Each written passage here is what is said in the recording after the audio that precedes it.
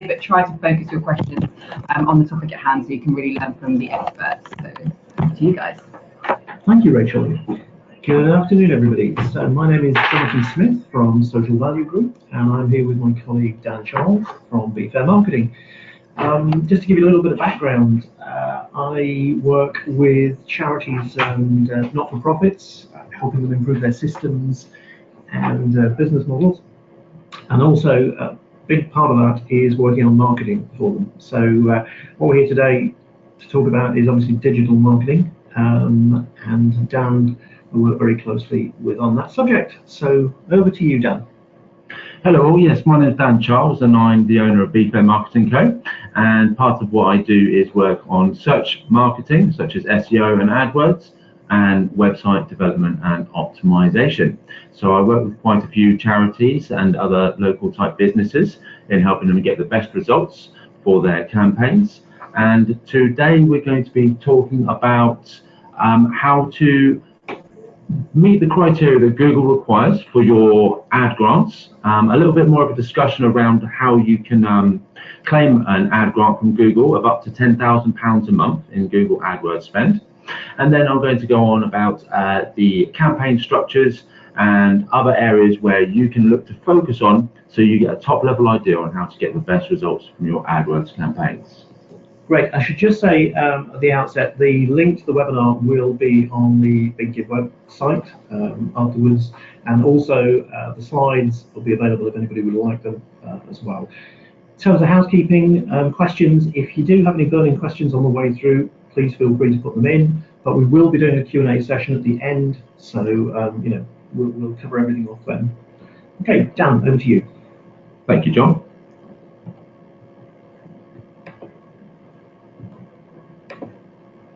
Okay, so just briefly, what is Google Ads? So Google Ads is an advertising service by Google for businesses and charities wanting to display ads on Google and its advertising networks. The AdWords program enables you to set a budget for advertising and only pay when people click the ads. You can create relevant ads using keywords that match the type of searches people would enter to find services and products. Ads appear under the heading Sponsored Links and can be found at the top and bottom of each search results page. So what are the advantages of Google Ads? So Google Ads is an effective way to reach the right people at the right time. This greatly increases the chances of them choosing your offer. A few key points are: you can reach people searching for what you offer, control your budget and growth, you provide measurable and accountable results, it's cost effective and flexible, you can deliver highly relevant messaging, and you can target the people who are actually interested, and then you can remarket to them for further reach and growth. So the opportunity for charities. So imagine what you could do with £10,000 of in-kind advertising every month from Google Ads, an online advertising solution from Google. You could recruit more volunteers, you could attract more donations, and you could share your story with audiences all over the globe. It's all possible with Google Ad Grants. I believe Rachel will be sharing that link with the email following after this as well. Yep. So you guys can go through there and can go through all of the criteria, and then you can apply and check your eligibility with Google directly. So the next steps, I'm going to go over some of the criteria and why this matters to you as a charity, and then the next part after that will be about how you can manage your campaigns and your accounts to not only reach that criteria, but also to get really astounding results for yourself as well. So the main criteria are based upon the fact that Google really care about the search results on their search engine.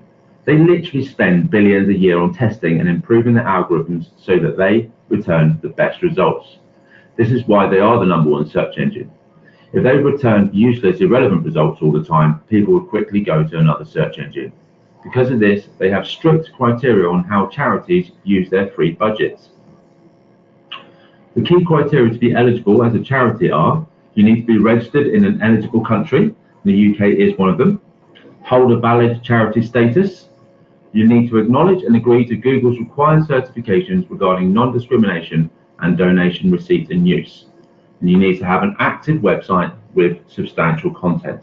In other words, pretty much every mainstream charity in the UK. Yeah, absolutely.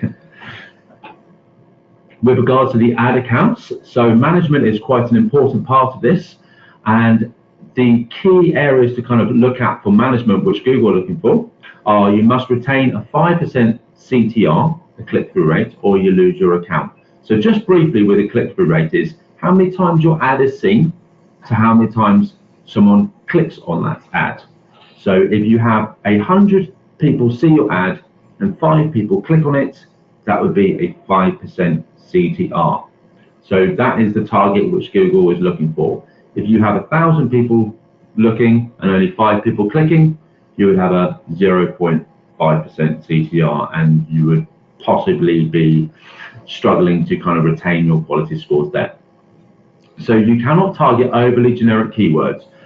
Such things as just targeting the word charity and things like that would not be accepted. It would need to be much more specific than that. You must retain a high quality score across your keywords, and there'll be more on quality scores in a little while. You should not target other charities aggressively or any of their promotions unless they're specifically tied in with your own. You must remain within the Google policies for advertising standards. About your website, you need to have an active website with substantial high quality content. So this would involve categories, subcategories, extra pages and things like that, which really highlight all of the services and offers and donations and funds and projects you're running, and your mission statements about you as charity, about your staff, the history of the charity. All of these types of things are very, very relevant, and you do need to consider having good quality content on your website around all of these. So good quality content is content that reaches your end user's goals. That could be 500 words or it could be 2,000 words. That's up to you to decide, but the focus is on quality across the entire site wherever possible. So your website does need to comply with Google's terms of service. And this is things like having privacy policies and cookie policies and things like that on your site. So you must own your domain as well. Google will potentially ask for verification on that. You must be free, your website must be free of errors and adequately describe your mission. So you must cite relevant links and sources. So that's if you've got information from anywhere else, you need to kind of link back to or cite those sources clearly and descriptively. You must ensure that your website is technically sound, i.e. it's free of kind of any issues such as malware or anything like that, or any kind of problems which might cause users to have a very negative experience. And you must also ensure the security of your website is not compromised. So if you're collecting information from people donating, such as credit card or payment details, or if you're doing a drive to kind of get people to sign up for donating their time to you, then that information needs to be secure, and you need to show due diligence in making sure that you're capturing that information in a safe and secure way for people. GDPR is quite important, and Google take those kinds of things quite seriously. Dan, can I just ask you, Absolutely. the technically sound bit, does that cover things like loading speed of images on the page or things like that? So those types of things. More user experience stuff? So that's more user experience, but it absolutely will, if you focus on delivering a very fast website, which is easy to navigate and is easy to find the information you want and works really well on mobile and all those types of things, you'll absolutely get a better result out of any advertising you send to it. Okay. But technically sound would cover those kind of areas as well, yes. So the AdWords campaign and structural requirements. So you must target your campaigns to locations you operate in. So if you're just a UK-based charity, then you can only target people in the UK. If you are a worldwide charity, then you can target any country in the world, so long as it's relevant to the campaigns that you're actually running. So if you are local as well, then you really need to kind of look at targeting your local sort of county or town or city. Bear in mind that the relevance is really important there. So part of setting up a good campaign structure is not showing ads for people in London City to people in Scotland or other places like that, unless you're encouraging people from Scotland, for example, to come to London for an event or something like that. Then that would be more than permitted. And then a few other little criteria are you need to include 2 active ad groups and 2 active ads per each campaign, and I'll touch on that a little bit later. And then the final bit is include at least 2 site links and ad extensions, and we will touch on what those are as well in just a moment. So all of this plays into how you need to structure and build your campaigns for a high quality experience, both for you, for Google, and most importantly, Google's users. So a high quality campaign with ongoing management can achieve all of these elements and retain an excellent user experience for both Google searches and the charity advertising. £10,000 of advertising per month can buy a lot of traffic for your causes. It's worthwhile planning out what campaigns you're running throughout the year and incorporating an ongoing awareness campaign with regular smaller campaigns to promote subcategories, fundraisers, new offers, branding, and news as well. So what are the different types of campaigns that you can actually run? There are 4 main types of campaigns you can run on Google Ads. The best results come from using a mix of each to align with your goals and objectives. So the first one is search network. So I'm sure we've all used Google before, where you've typed in a few keywords and you see search results appear. So you can make your ads appear at the top of those results. The display network is more visually based, and essentially these can be a variety of different images and things which can show up on relevant sites and things like that. The shopping network is more based around buying products and things. So if there are product related searches, then you might get a product listing ad which includes an image and a price and things like that. So it might not be as relevant to most charities, but I know there are quite a few charities which do sell products to raise money as well for causes. So that could be quite an effective one to use. Would that be good time of year for Christmas card sales and things? So absolutely, exactly that. If you have a charity site which has an e-commerce element to it, then you could look at doing a shopping campaign for that e-commerce element. Right. And then online video. So I'm sure we've all used YouTube before, and you might have seen those kind of pre-roll ads and things like that before and during videos and things. And so you can advertise on YouTube with videos that you've created as well on that network. So how is a average campaign built? So you have campaigns, ad groups, and ads. So the campaigns are where you manage top-level functions of your ads, such as budgets, locations, networks, device types, bid types, goals, languages, and start and end dates. So that's awesome for where you might want to be looking at targeting a specific location, or you might have a campaign which is only running, say, for the month of December or something like that. Then you might set your start and end dates for those times. And then there's other areas like the goals and things you want to set up for your campaign. So that could be to generate inquiries, it could be to generate sales, or it could be to improve your brand awareness. So ad groups are where you keep your ads and keywords, and the ads are the creative used to display search results based on your keyword targeting. So what makes a good account structure? Now this applies to every type of a campaign you can do, regardless of whether it's shopping or display or the search network. This is a good structure to follow. So you'll see at the top we have our main account here, and then you might have multiple campaigns, say driving awareness, and then it could be getting donations, and then you might have multiple different ad groups.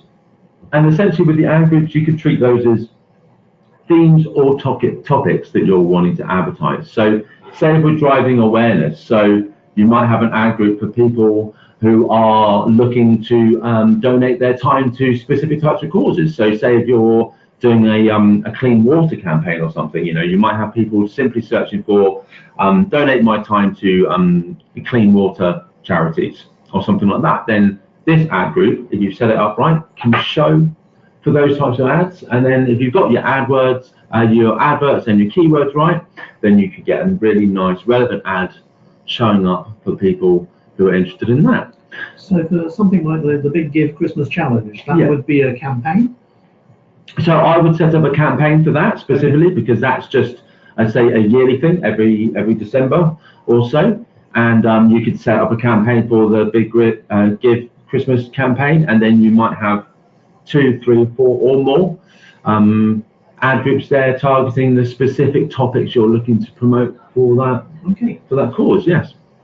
And so you can have multiple campaigns. You can have large accounts could have sort of hundreds of campaigns, or you might just be running one. But as stated earlier, I think it's always good to make sure that you're utilising that budget to its fullest. So I would personally look to run a year-round brand charity kind of brand awareness type campaign to kind of bring traffic and interest in, and then I would set up multiple other campaigns for kind of causes and fundraisers and things you're doing throughout the year. So the keyword match type. So choosing the right keyword match type significantly improves your click-through rate and quality scores, as well as the chance of a conversion. So just to be clear, a conversion is your ideal goal. So that might be a sign up, that might be a sale, that might be a share, that might be that might be essentially a donation. It could just be any of those types of things which you want your ads to drive for you. So having the right match types can mean the difference between creating a relevant and engaging experience or a bad first impression. You can also make your budget go considerably further when you use the right match types. And also as well, the right match type will really help with your quality scores and meeting those criteria which Google expects from their ad grants. So a little bit more on keyword match types. So within your account, you can have multiple different match types. And in my opinion, the larger campaigns and things, if you're looking at a monthly budget of up to 10,000, then you would most probably have ad groups and ads and keywords which go across a selection of these. So it's good to always keep them segmented into their own groups. You don't want to have ad groups where they have broad and phrase and exact in the ad group.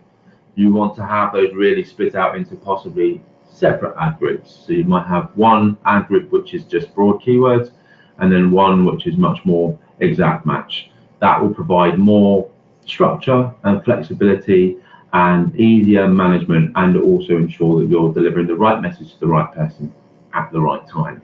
So a little bit more on the match types here. So we have broad match. So this ad automatically runs on broad variations of your keywords, and it can be very vague. So generally it can be a good one to use if you don't really know much about the types of keywords that you're looking to use and you want to find out a little bit more about your audience and things. But generally I would not recommend using those long term at all. It's one of the number one problems I find with AdWords accounts is people use broad match without really any optimization or anything like that at all, and they let that run. And that takes you into the problem of generic words, doesn't it? Absolutely, you end up being quite That's where generic. you don't hit your 5% target and Google stop giving you the money. Absolutely, because just using broad match, unless you have very good negative keyword listing, which I'll go on to in a minute, and all these other things as well, you will be delivering a poor ad experience for people. You know, your ads could show for very vaguely related terms, and that's just not really delivering a very good user experience. And those types of things where Google are like, well, you're just wasting the money, we're not going to give it to you anymore. So phrase match is essentially where the words you put, the words you're targeting have to be in that order, and they have to be very similar to those words. But the difference is you can have a word before or after. So say if you have a freshwater campaign, so you might want to have a phrase match keyword, which could be like, say, fresh water charity donations. So that would be the phrase match, so it would be in that order. But within the search result, it could be, who can I donate money for a fresh water charity donation, and so forth like that. And it would allow that to work because it's adding words before and after, but you're still keeping those 3 or 4 keywords. So that's where something like, could I volunteer for a freshwater? Yes, absolutely. Yeah, well. Exactly okay. That. Yeah, and it can have words before or after it, but you still need to be wary of those words which could appear before and after it, sort of thing. So it can be very useful, and I find that's almost the second one down when you're going into optimizing. You start with kind of broad match, and then you would eventually go to phrase match when you start learning a lot more about what's actually driving results for you. And after you've kind of worked those phrase match terms in, you might find that there's one search term which people use, which is 4 or 5 keywords, and hundreds of people search for that every month for that exact phrase. That's when you would then use an exact match keyword. Now, an exact match targeting is where you have, to put it bluntly, the exact keywords you put in and only those. So if you have freshwater charity donations as your exact match keyword, your ad would only show if they typed exactly that into the search result. If they typed anything else before or after, or any kind of variation on those keywords, then the ad wouldn't show. So this can be great when you really know your audience and what they're searching for, but as well, it can limit you as well if you're not 100% sure on what people are looking for. If you get it right though, you can get really relevant results, which can be highly relevant and very user friendly. So that would be something like Christmas Challenge Charity Birmingham. Absolutely. But that would be perfect. But if you were in Wolverhampton, it doesn't work at all. Exactly, because it kills it. Because it would be, they may say Christmas Charity Wolverhampton. Yeah. So everything other than that is correct, but the Birmingham wouldn't match. So the Wolverhampton wouldn't match with the Birmingham you're targeting. Yeah. So it would exclude the whole thing. Right. Okay. So what I find is a really happy medium, which is better than broad match and easier to manage than exact match, is what we call broad match modified, which is basically where you have a term and you modify the keyword, and you basically say that these keywords can appear in any order, but they have to appear. So it could be a whole sentence where you might have freshwater charity donation, but it could be, they could put in donate for freshwater charities, and that would show. You see, because you're essentially saying that those three keywords have been triggered, so therefore we can still show the ad, and you're kind of allowing for different orders and things like that, which is, I find, a better way of going than just using full broad match, because you can find out a lot more about how people are entering terms and see those kinds of trends.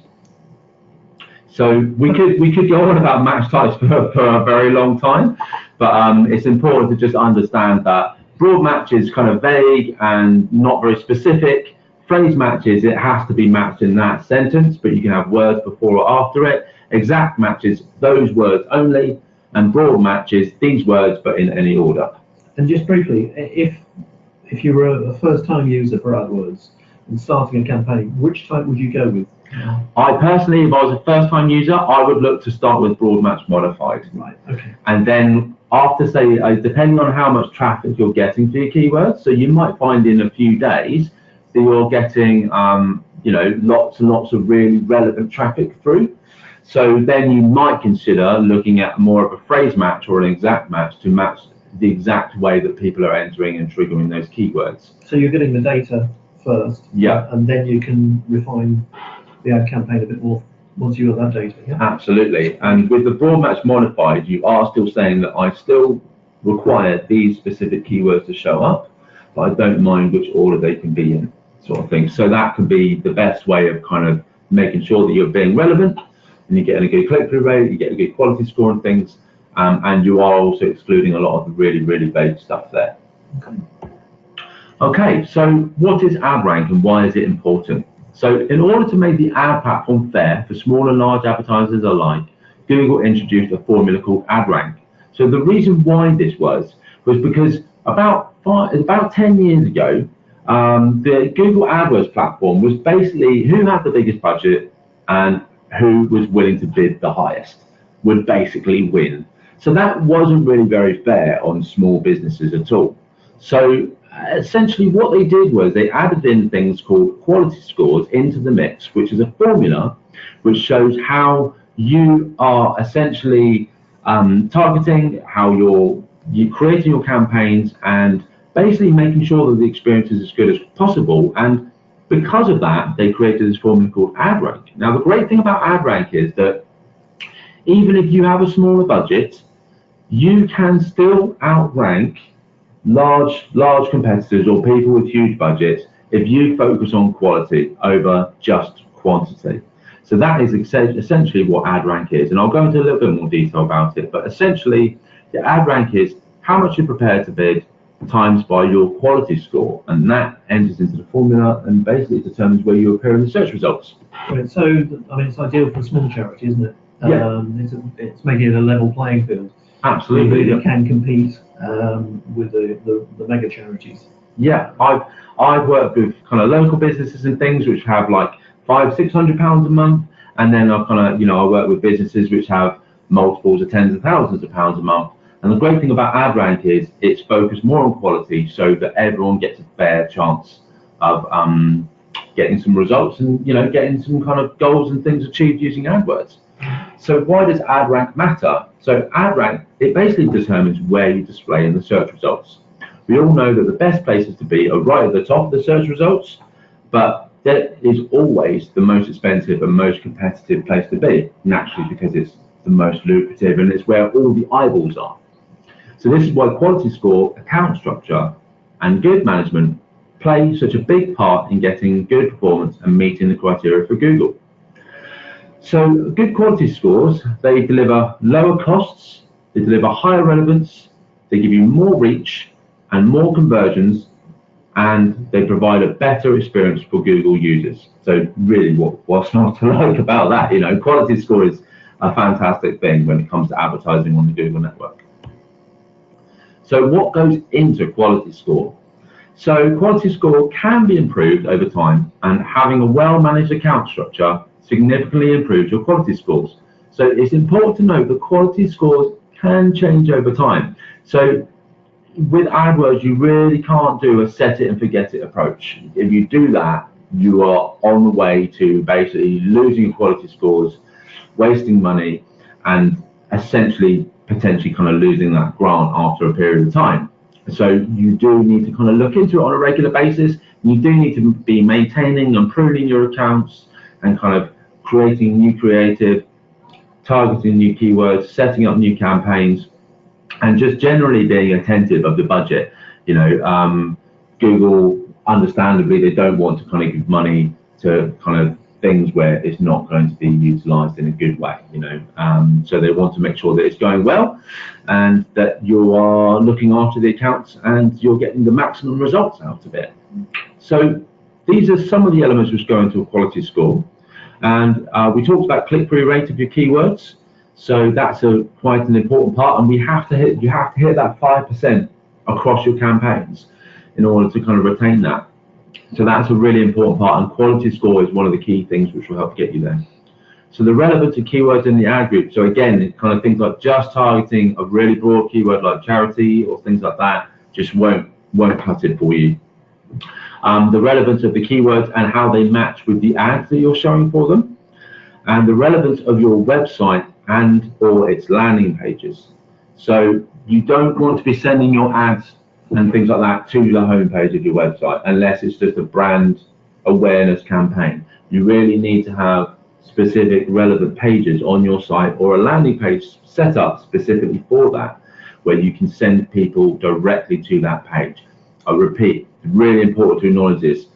Please don't just send £10,000 of ad budget to your homepage every month, because they will not get you very far, and it won't really yield a very good result for you. You really need to consider creating pages or improving the pages that you have on your website or landing pages to really match as closely as you can the relevance of what you are trying to promote.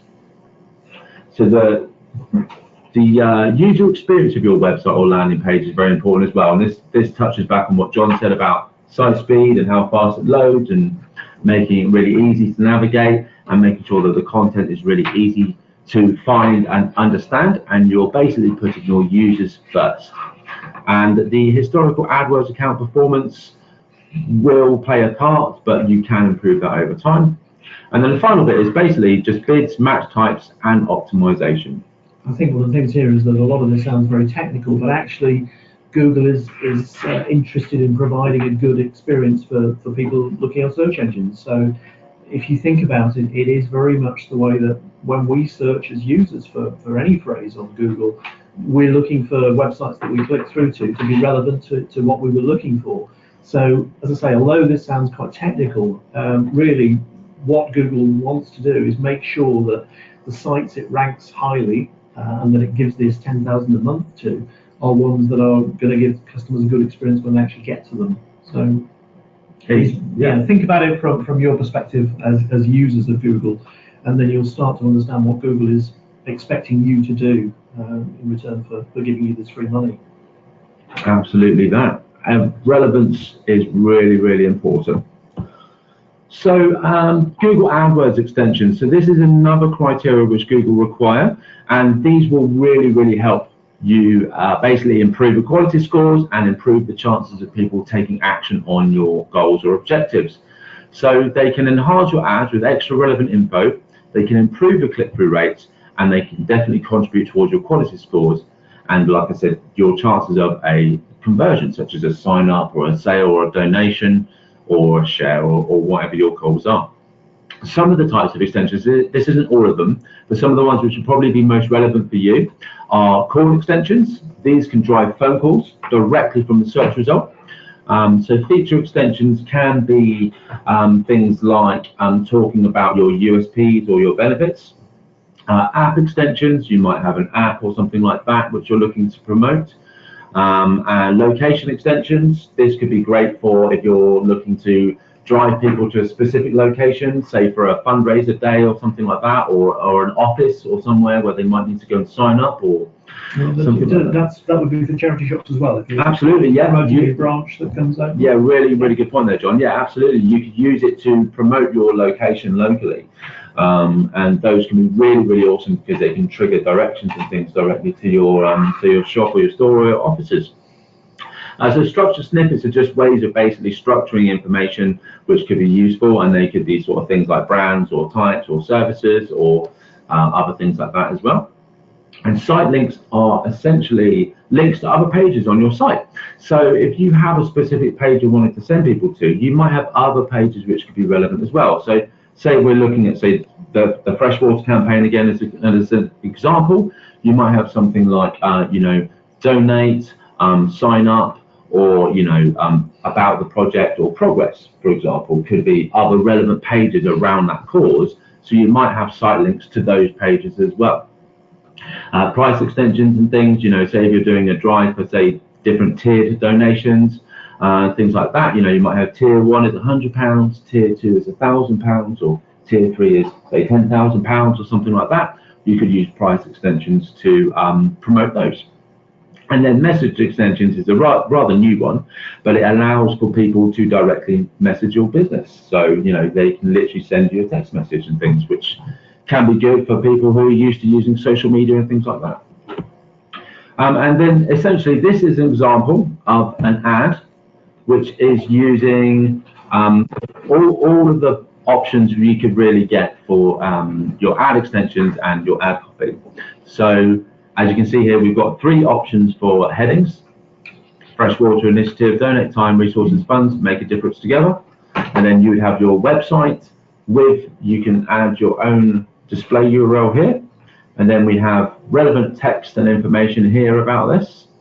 And then you can see these are the feature extensions. These are site links. This is a structured snippet. And then this down here is a call extension. So as you can see here, this really fills up a lot of space in the search result. It gives them a lot of really useful information about what your offer is and what you're doing, and about your cause. It gives them options on where they might want to go. It gives them an immediate call to action, so they can call the business if they wanted to. And then it gives them extra USPs and benefits as well. So you don't have to use all of these at the same time. But as you can see here, this is a really kind of engaging ad, which really helps to pre-qualify people as well. And this will significantly add to your quality scores and how many people you get to sign up for your offers or your causes. So one other thing about keywords, and this will really, really help when it comes to showing your ads to the right people, and that's negative keywords. So it's all good choosing the keywords you want to show for, but have you thought about all of the connotations, variants, and non-related terms that could show up as well? So this goes back to what I was talking about with broad match keywords, and here's an example here. So if you have a full broad match keyword, and say, for example, you're targeting, say, recycled printer cartridges for charity, that could potentially show for recycled brittle water cartridges because it's vaguely related. You know, recycle and cartridges, they're related enough in that opinion for that ad to show. So if I was on Google and I searched for, I want to recycle printed water cartridges, I could potentially see your ad for recycling printed cartridges for charity, and then if I was to click on that, I would then get a landing page which it talks all about recycling printed cartridges for charity. So as you can see there, that's really not going to deliver a very good user experience. The relevance is going to be really low.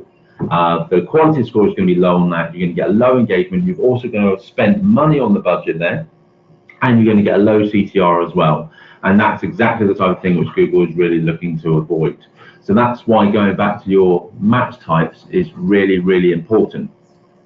So if you keep poorly targeting like this, then your account quality will suffer over time, which is why it's really important to kind of get into the refine and improve mindset, not a set it and forget it. So what to do? So you can build a negative keyword list and keep adding to it over time. If you find that, you know, if you have a large account which you've been running for a long time and you're finding that you're still getting some clicks and things which aren't right, i.e. people are searching the wrong types of terms and things like that, you can go into your search term reports and you can actually add those as a negative keyword. So you can start off with like, well, I don't want to show up for any of this type of stuff, although I could see how it could be similar. Say, for example, if you have a red shoes campaign, you know, you're selling red shoes to red racing shoes or something for a marathon, you know, to raise money for donations, and it's specifically about red shoes. You would want to use a negative keyword for blue, because that would stop anyone who's searching for blue shoes to show up for your ad if you were doing, say, a red shoes donation campaign. So that's kind of where you need to look at with negative keywords and things, is really what you don't want to show up for as well. And Google does give you information on that, but it's really good to kind of actually build out, I find, a list at the beginning of things which could be, you know, which could be related but aren't relevant to you. So it allows you to show for relevant terms, and then this provides a high quality score. You get a high CTR and you get a great relevance score. You spend your budget efficiently, and basically everyone's happy. Yay! Right. So that's essentially the end of it. So I hope you got some useful information about the top level, about what goes into the structure of a campaign, how you can focus on the quality of your campaigns, how you can build relevance into everything that you do, how you can make sure your budget is spent as efficiently as possible, and also how to kind of meet within that criteria of Google's ad grant eligibility. So if you have any questions, now's the time. And we'd like to also just say that if you did want a free consultation, or if you're running... Drop me a line. I think that's the bottom line. Basically, yeah. Feel free to drop John a line. Once Dan gets in the flow, he just goes with it. I can talk about this stuff for you days. certainly. Probably this wasn't going to be that technical, but wow. I think the big thing for me is that Google's lovely 10,000 a month grant has been around for a little while. And although it's relatively straightforward for charities in the UK to get the money in the first place, it's become more and more apparent as time has gone on that Google is clamping down on how you use it. So getting it pretty straightforward, but unless you meet their criteria in terms of the quality outcomes, you know, that's when they'll start to question whether they should be giving you the money. So getting it one thing, keeping it different game. So thank you for that, Dan. Yeah, we're going to do a Q&A session now, so if anybody's got any questions, but my details are there on the screen, so we're really happy to give some advice to anybody who is either thinking about doing AdWords for the first time or who is already running an AdWords campaign. So we're happy to have a call and see if we can help you out. Okay, awesome. So we have a few questions here. So it says the sound is not very clear in noisy background, but I hope we sorted that for you guys. Will there be a printout available? Yes, so we can provide that. So you just need to speak to Rachel at the Big Give, and she'll be able to provide the presentation for you guys. So yeah, so will the slide be shared? Yeah, absolutely. So the other question about technical stuff is, can you add an external site link such as the Big Give. So not really. Basically, what I would suggest for that is, instead of having an external site link in your ads, because basically Google doesn't really allow you to promote more than one website within a campaign, you could set up a page on your website or a landing page talking about your partnership with the Big Give, and how you're kind of working with them to raise money for kind of charities and things like that. And then that page could then click through to the Big Give. So the assets and the messaging needs to still remain on your website. My best bet would be have a page about, and you could have the site link saying our partnership with Big Give. You click on that, it's a page on your website talking about your partnership with Big Give, and then that page could then have more information about your association with them, and then offer more information on where they could reach out or and so forth like that. And then you could link through to a relevant page on the Big Give there.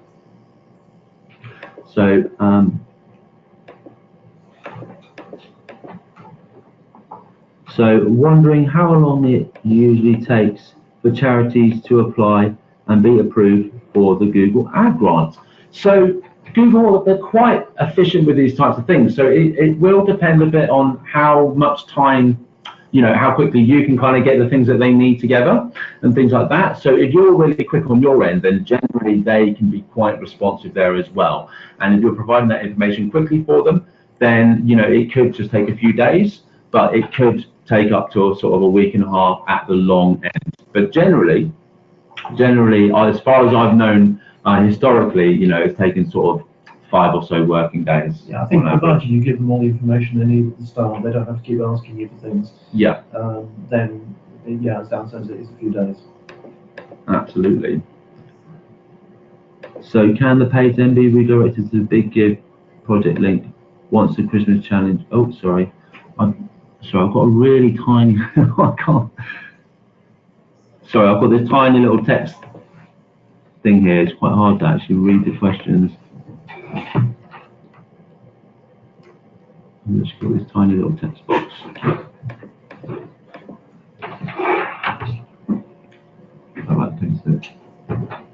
Can the page then be redirected to the Big Give project link once the Christmas challenge is live?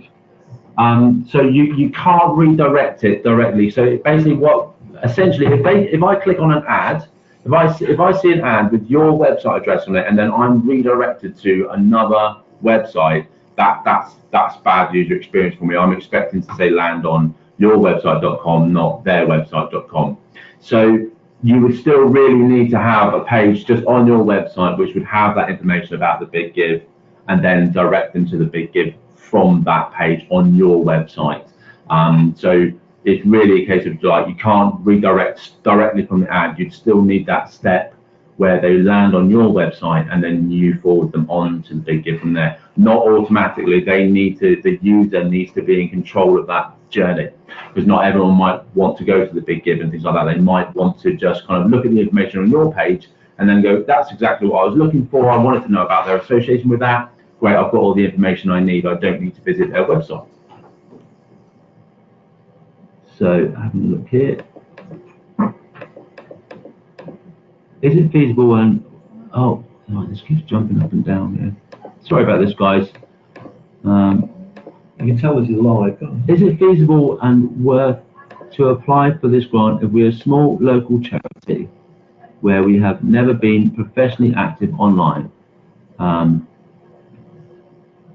Professionally active on online platforms, etc. So I think honestly, if you have a website and you are looking to really reach new audience, just to be clear, so you're not forced to just spend £10,000 a month, so you can have up to £10,000. But if you're a small local business, you can apply for the grant, and you might find you only need £500,000 a month or something to actually spend on generating a presence for you and maybe driving donations and things like that. So I personally think, in my opinion, the power of search engines and how effective they are, at really helping people get to the information they need. I think that if you're a charity, I would personally jump at the chance of getting that free money from Google. I don't think it matters how big a charity you are and how new you are to online stuff. If you have a website, go for it. It's as simple as that. And it could be the thing that really scales up the work that you're doing. Absolutely, yeah. You'd be surprised at how much relevant traffic you can get for a cause if you kind of set things up really, really well. And you can really, really kind of grow that as well. So you might find that for the first year you're only spending £500–600 a month or something in your local area, but as you're getting results and as you're kind of getting more donations, or you're getting new sign-ups and things like that for your cause, you can definitely kind of grow that out. And the great thing about that is you have that headroom of up to £10,000 a month to kind of help you get there, sort of thing. And I think if you're getting a really good value out of your £10,000 a month, by that point then you will probably be driving a lot of donations and things through, which can definitely help you kind of maybe get to the next level. So sorry, here we go. So this sounds very complex to someone who is not familiar with Google. Do I need to recruit an expert? So there are a lot of tools and resources and articles and guides and stuff online about this. So there's lots and lots of resources. I mean, Google provide fantastic support resources and stuff like that online. But I do agree with you, it can get very complex and things like that. So really with this, we're kind of doing the top level sorts of things, but you could look at employing an expert to help you with these types of things.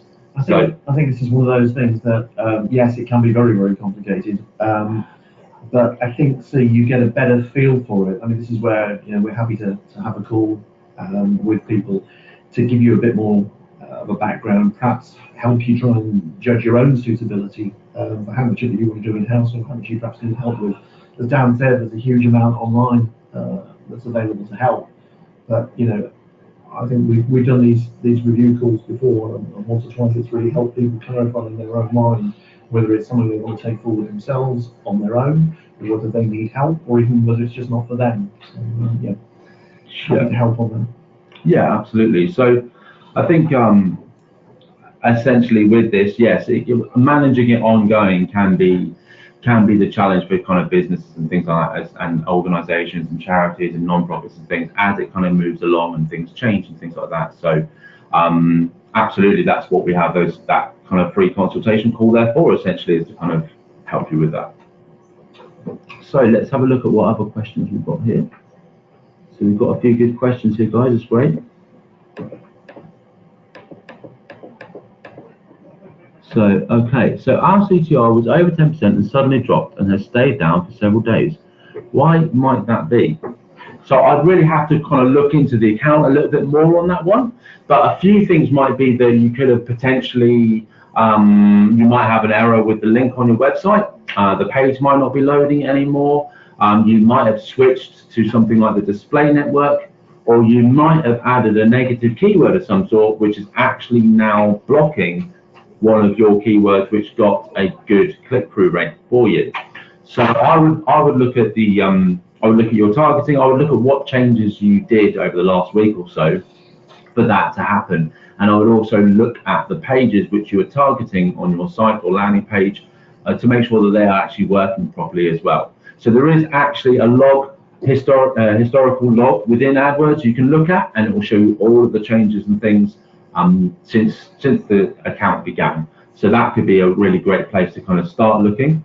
But essentially what I normally find with things like that is that something is triggered, which is then causing it to block a keyword or an ad group of some sort, which was getting you those great results and things. So I would look to kind of start there.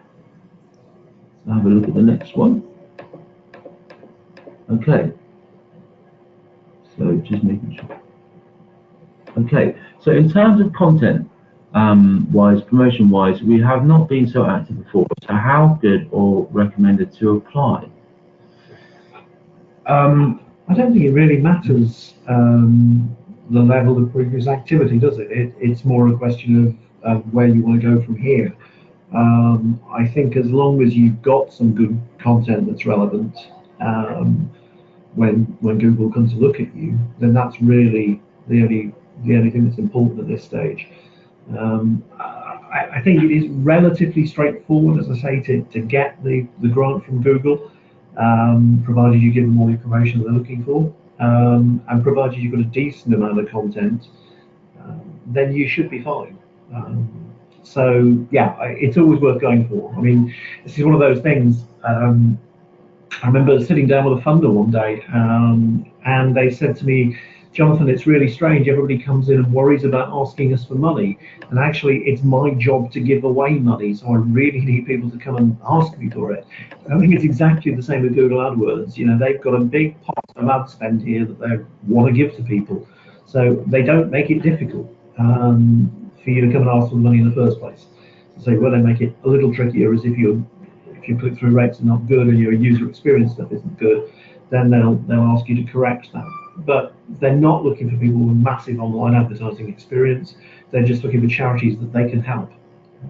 Hopefully that helps. Absolutely. So essentially our goals for the Big Give campaign are click-throughs.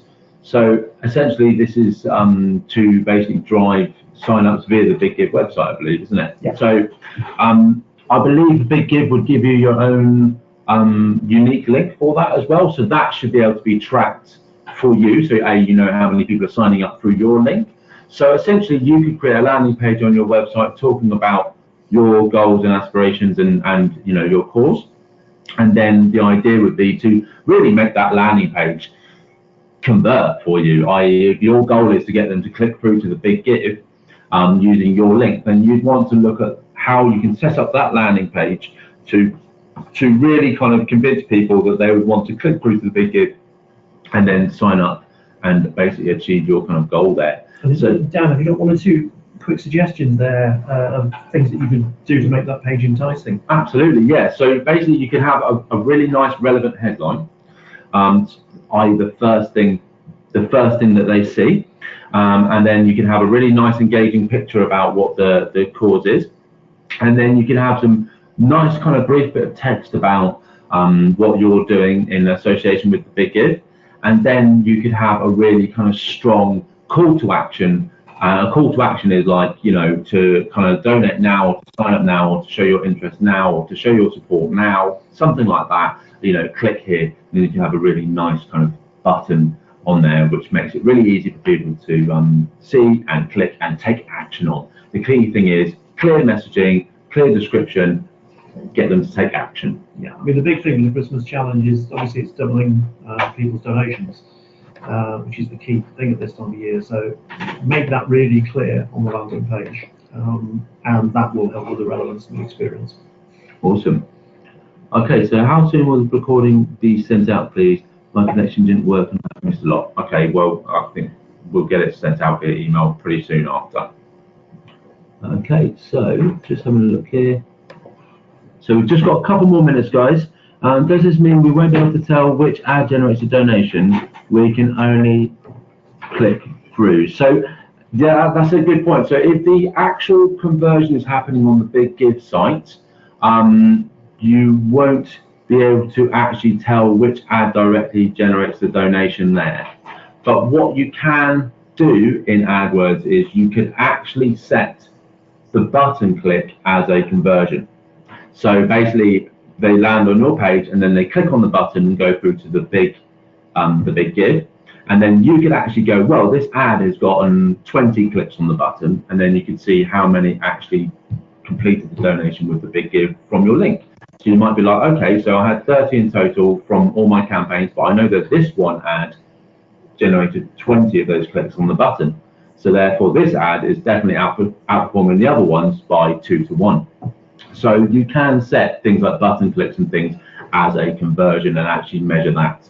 So agreed, if it's on the other website, you can't directly measure that, but if you have a link and you have a way of measuring how many clicks on the button, you can get a pretty clear idea of it. Right. Okay, so Just got one final question. I believe so. Okay, so can you give me an idea on how much time it will take to manage, refine, and improve ads per week? The reason I ask is we have been deactivated due to poor results. Okay, so I think this is kind of part of the thing, which is why Google are wanting this to be ongoing. So I think with the much larger charities and things like that, you know, they tend to have a bit of resource and things like that to kind of maybe even keep someone, especially on the larger end. But, you know, I know someone who works at Oxfam and they just have full-time people working on their search marketing and things like that. That's definitely not possible for all charities and things, the smaller ones. But really, I think realistically, you should be trying to put a few hours aside for it each week, if you can do that. And if you can focus on the topics and things that we discussed in this webinar and presentation, if you focus on those as your top level goals for, you know, quality, relevance, segmentation, targeting, you know, and in campaigns throughout the year and things like that, then you know, you should be able to kind of do all right. But it does also depend really on how complex your charity is and how many kind of how much different messaging and things like that you might be doing. So how many different causes and fundraisers and things like that you're doing at the same time. Yeah, I think part of it is how much your messaging is moving. Yeah. So if you've got a relatively static message, a relatively simple thing that you're trying to promote, be it more volunteers or more donations, then, you know, that can be a relatively quick piece of work. I think you do, obviously you do quite a bit of work at the start to get it set up, and then it will depend on the complexity as to how much ongoing work it is. I think it's like a lot of things, you know, you do, if you've got not very much time, you do the essentials and get that as right as possible. And if you've got more time, then obviously you can put more effort into it and improve that and refine things from there. But, you know, we'll happily give you some guidance on the initial steps that you need to take to get the, you know, some initial impact for the work. Yeah, yeah.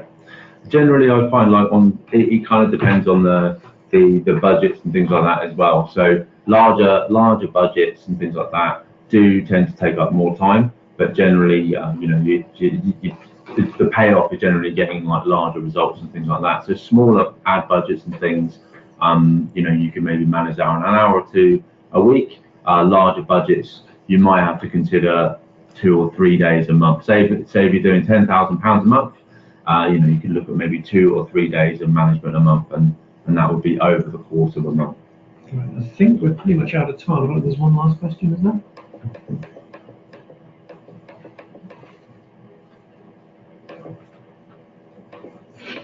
Right, okay, so sorry, let's have a look. So I've been trying to set up Google Grants account for another charity with which I'm associated. We keep finding that every email address, even new ones we try to use, have billing method already entered, which makes us ineligible. How do we get around this?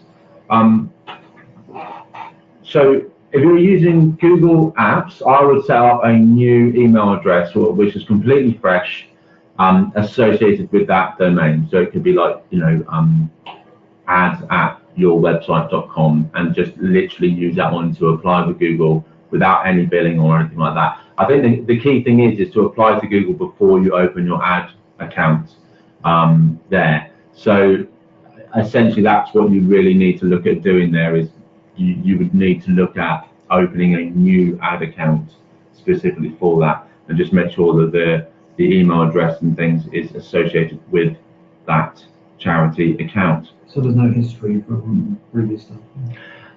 Yes, basically if you're a charity and you paid, you wouldn't be able to then convert that paid account.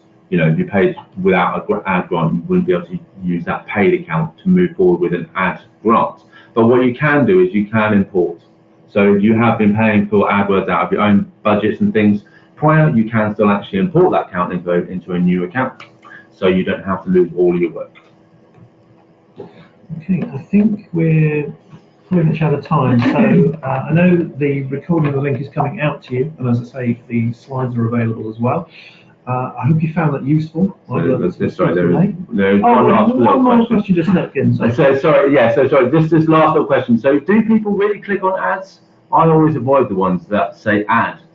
Well, Google is a £79 billion business. Oh, and 93% of that is made from advertising. So yeah, people definitely do click on the ads and things like that. So, but it's only basically it's about 25 to 30% of people click on the ads. But the key thing is, it's when they're ready to take action. Okay, so a lot of time people click on the organic results when they're looking and researching, but when they're ready to take action, people click on the ads a hell of a lot more. So, so yes, short answer is a lot of people do click on the ads, and they do work very well. Great. Thank you. Okay, thank you everyone for your questions and things like that, and it's been really great sharing this information with you today. I hope it's been useful, and yeah, thank you very much for being part of it. All I have to say really is thank you to the Big Give and